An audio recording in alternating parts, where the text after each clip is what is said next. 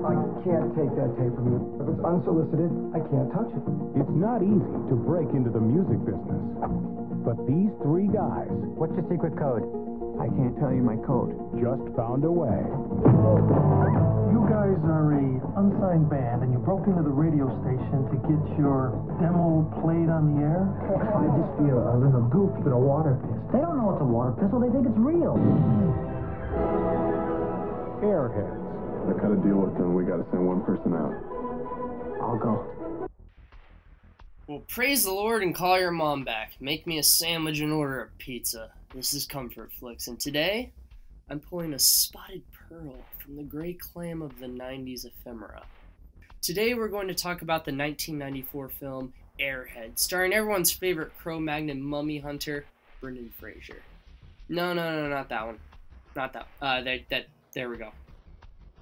Wow, this movie.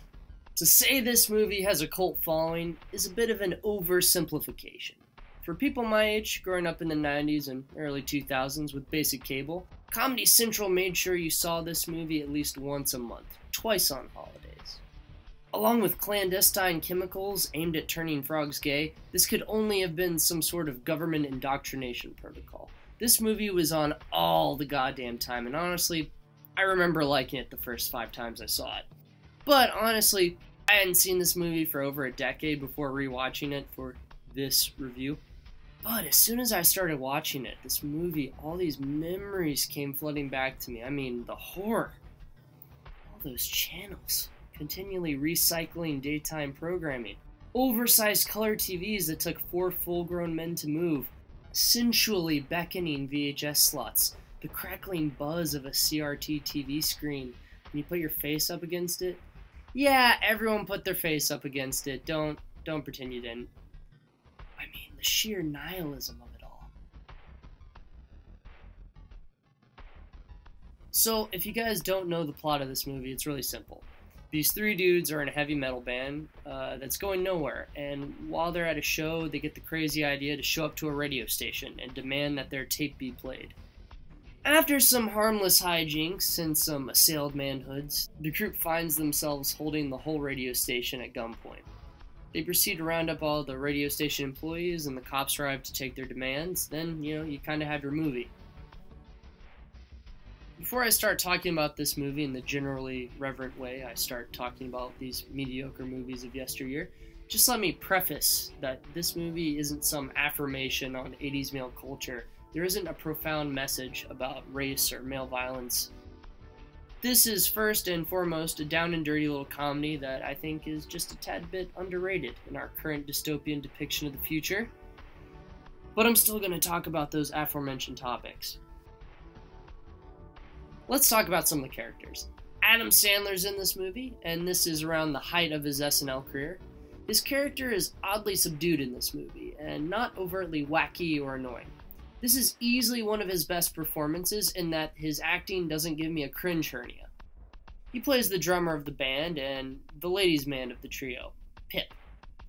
When Pip isn't playing in the band, he's a pool boy, so we got the sexy, innocent pool boy thing going on throughout. He does pretty good in this movie. Then we got Steve Buscemi. I can't believe he made this movie after Reservoir Dogs. That shit is unbelievable to me. Buscemi was busting his ass in '94. He appeared in like 7 movies and 1 TV show. Obviously, some of these are minor appearances, but he was all over the place. Honestly, throughout his career, Buscemi has been in every conceivable type of movie except for, maybe a skin flick. But let's be honest, we'd all watch some Buscemi smut if it existed. While there's nothing noteworthy or transformative about his performance, he nails it in this movie. He adds a little something to most of his projects. Buscemi plays Rex, the bass player and fiery wisecracker of the trio. It's established early on that he has a small propensity for violence as he bullies Pip a bit. It's established that Rex and Pip are brothers, but they don't make a huge deal about this. Buscemi and Sandler have a pretty good chemistry. A major part of his character, both plot-wise and thematically, is that Rex works at a toy store. Rex! What? I told you to stock the end caps and mop the employee lounge. Too late, Zachary. I'm out of here. I'm gonna tell old man Covington. I'll be quiet. This represents his inability to move on from childhood and ultimately the waning metal scene, which at this point was being pushed out by grunge and other 90s alternative music. And plot-wise, this is how the toy guns are introduced into the movie. Yeah, man, most of these guns are discontinued anyway. Like this Uzi water pistols from the Flash Battalion combat set, they got rid of it because it looked too real. Yo! What are you doing? Pepper sauce. Active ingredient, capsicum. You blast this in somebody's face and they're all like, oh! From Hollywood Boulevard trash comes shimming up the rain pipe.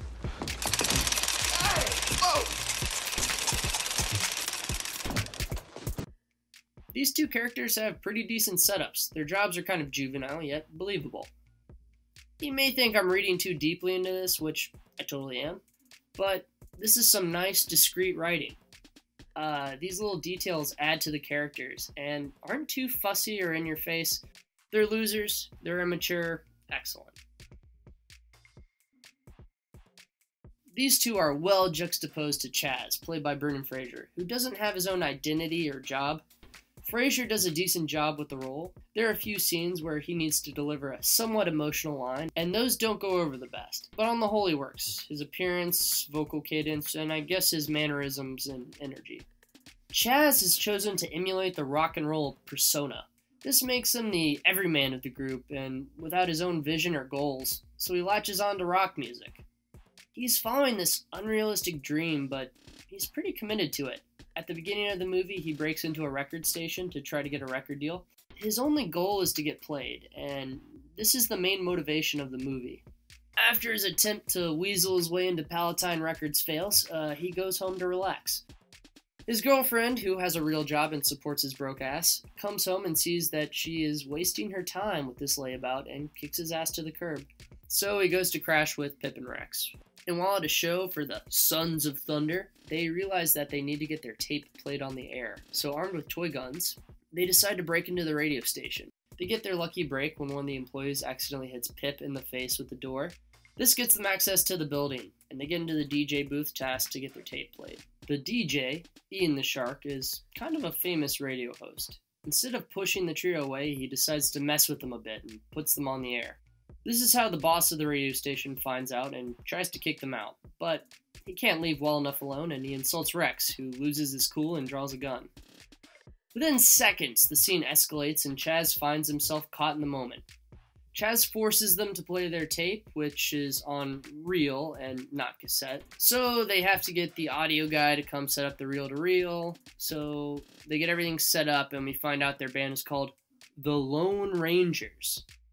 Okay, who are you guys? My name's Pip. The band. The band name. Sorry about that. He doesn't wear a helmet, does he? It's right there on the box. Read it. The Lone Rangers? That's original. How can you pluralize the Lone Ranger? What's wrong with that?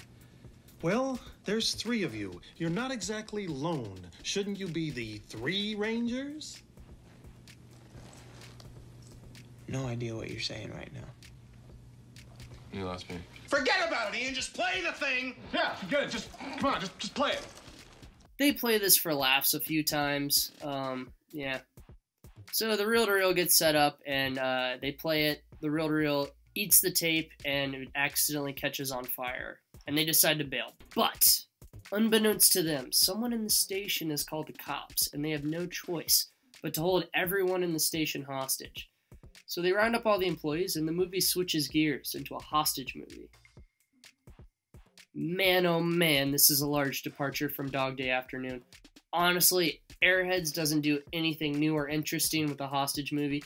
Sure, they make some funny demands, but other than that, it pretty much sticks to things we've seen before. The majority of this movie revolves around the trio's interactions with the police and their growing relationship with hostages. So it's essentially a bottle story, where you trap the characters in a small space and have them feed off of each other's energy. All of their unresolved tensions comes to the surface, and there are a lot of these moments. So who are all the hostages? Well, we have Susie, the bubbly, attractive secretary. She is immediately attracted to Pip. Here. We got a blonde David Arquette playing some kind of What was she on the Clydesdale scale? Yeah, that's where you gotta figure how many Clydesdales it'd take to tear off your face. Yeah, imagine it hurt. Later. There's Marcus, the audio guy. He's like a 70s civil rights kind of guy. He calls them crackers and talks about oppression a lot. He's a good foil for their trio. Yvonne, the door lady, she's the first one they release. Then Ian, the radio DJ. Ian McKeon also plays a hostage. He's the despicable boss, Milo. He's been secretly planning to fire everyone at Rebel Radio and switch it over to some easy listening type station. So there's a little plot nugget waiting to be unearthed.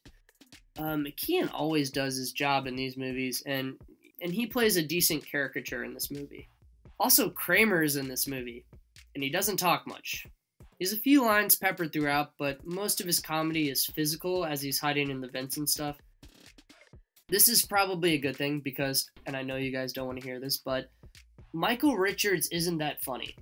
But he is utilized pretty well in this movie, and that's not in a very talky kind of way. He has an open dialogue with the SWAT officer, and that's pretty good, but he's kind of in the background for most of the movie. Then we get to the police. I think one of the more interesting parts of these kinds of movies are how the police are often seen as the bad guys. It's easier for audiences to sympathize with criminals. This movie paints a negative picture of the police, but does it in a comedic way. Ernie Hudson is the level-headed police chief. He's the one trying to negotiate with the trio. There's some internal tension with the SWAT captain as he's trying to go in guns blazing. Chris Farley is also in this movie and acts pretty much as you'd expect. I like Chris Farley. He's basically the same character in every movie, but this has never really bothered me. Now, Chris Farley's character has an interesting arc.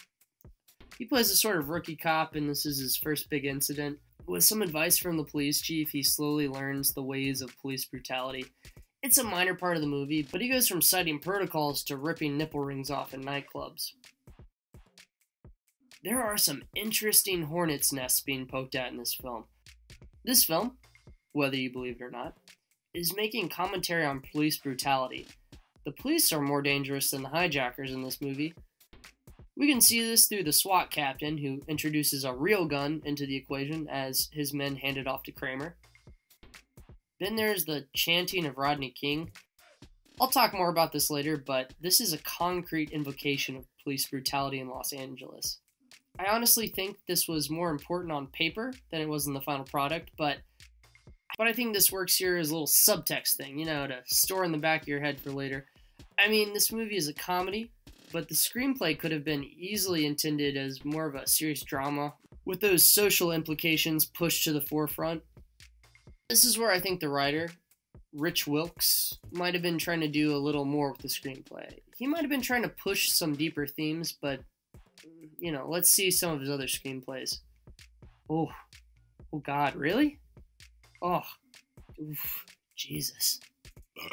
I think we need to slow down a bit. I'm starting to convince myself that Airheads is like a piece of art or something. Let's take a little break.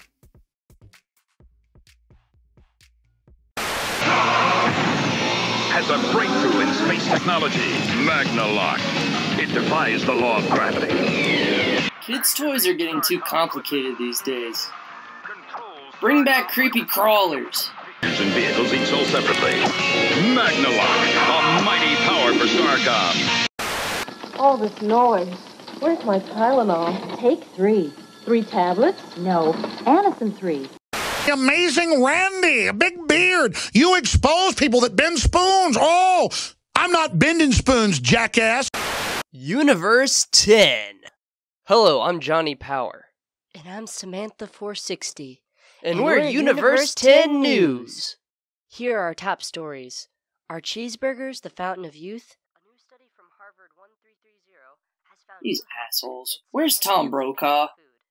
And in our top story, the Pope met with High Chancellor Russell today in a move that will hopefully bring peace between the two warring universes. But first, here's Universe 10's very own Carmine Hound with today's forecast. Cthulhu Watch. Cthulhu Watch. Hello, I'm Carmine Hound. Today we have a mostly clear omniverse, energy levels are mostly balanced, with an only 2% chance of Cthulhu in Sector 7. Tomorrow, we have a demonic energy wave moving across. Last week it was a charity marathon, now this bullshit.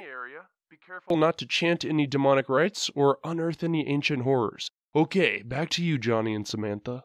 Okay, let's get back to the review. Okay, the trio give their demands. One of the demands is to track down Chaz's girlfriend, as she has the only copy of their demo, which she has since discarded in the gutter. So Chris Farley is tasked with tracking her down. That doesn't turn out so well. But she grabs the tape and heads down to the police station. In the interim, they find out that Milo is getting ready to fire them all. And this kind of radicalizes all the hostages. When Chaz's girlfriend gets there, she delivers the dilapidated tape, and her and Chaz get in a little fight in which she throws a chair through the studio, breaking everything. So they can't really play the tape at that point. Then, once the cops meet their demands, they start bringing everything into the station. After they round up everything, Rex accidentally gets his plastic gun caught in the door. When two of the hostages see this, they bolt through the front door. This leads the SWAT team to begin their charge when Kramer enters the scene with the real gun. In a fit of Stockholm Syndrome, Ian decides to knock the gun out of Kramer's hands, and the gun goes off, inexplicably hitting no one. This lets them know that they're now serious. They have a real gun. Eventually, they get Judd Nelson from the beginning to come back into the fray. He offers them a record deal, and with the legal backing of Palatine Records. But Judd Nelson hasn't listened to their tape, so Chaz wipes his ass with the contract. Eventually, they talk him into it, and they play a live show. But when they find out they have to lip sync, that's like the last straw or whatever. You'd think that, if they're willing to hold up a record station, lip syncing wouldn't be a big deal, but yeah, that's basically what happens. Structurally, this movie's pretty sound. Everything's in order and well established. You basically know how this movie's going to end once it gets started, and that's both a strength and weakness of this film. I think there are a lot of reasons this movie wasn't a critical success. The acting is passable. The dialogue doesn't have much dramatic weight to it. And the comedy isn't laugh-out-loud funny. It's probably a little dated, too. One thing that I really appreciate about this movie are the constant 90s slang phrases that they just throw around. Some of them are completely lame, but awesome at the same time. Check this out. Such a tweaker. Get in the truck, dingus. You guys got this place sealed up like a dolphin's butt. Watertight. Even though you're a goon.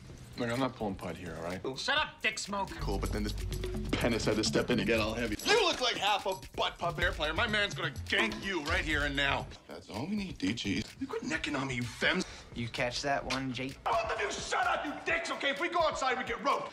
What was she on the Clydesdale scale? That guy's a bozo with the dogs. Bag that. Pip? He gets his hands on more bumper than a body shop. She put. Don't you think you're out of your league, chunk style? You better figure it out, Pappy, or it's gonna be curtains for everyone. What are you doing, you little butt nut? Okay, I know you guys think I'm a real dick cheeseburger or whatever. Well, I just think this movie is a little 90s gem. It fits together well with a lot of the twilight of the heavy metal type movies like Spinal Tap. I think this time period in the late 80s and early 90s is really interesting and rich for storytelling. The drastic shift between 80s metal and 90s grunge is in and of itself an interesting social shift. You see people throw around terms like 80s excess and 80s hyper-masculinity a lot. In the early 90s, these themes were becoming subdued in the mainstream. Thus, we use the ever-transforming medium of popular music as a window into accepting the changes and responsibilities of adulthood.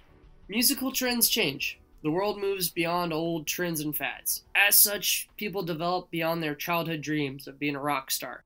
And this struggle is really at the core of this film. I mean, they hold a radio station hostage with a toy gun. But it all amounts to the same shit. A child trying to imitate adult behavior in a toxic way. And the fact that it's loaded with hot sauce is just juvenile and awesome. So, thinking about this, let's go back to that scene where they're chanting Rodney King. Rodney King! Rodney King! Rodney King! Rodney King! Chaz gets the crowd to start chanting Rodney King. Marcus, the only remaining African-American character inside the station, is confused by this. And it becomes obvious that Pip doesn't really understand who Rodney King is. The movie tap dances over this pretty quickly, and I suppose most viewers as well. This scene shows chanting and rioting for no real reason. Rebellion for rebellion's sake. This paints a pretty interesting picture of these men's ideologies, as they're being juxtaposed to the real-life struggles of the African American community.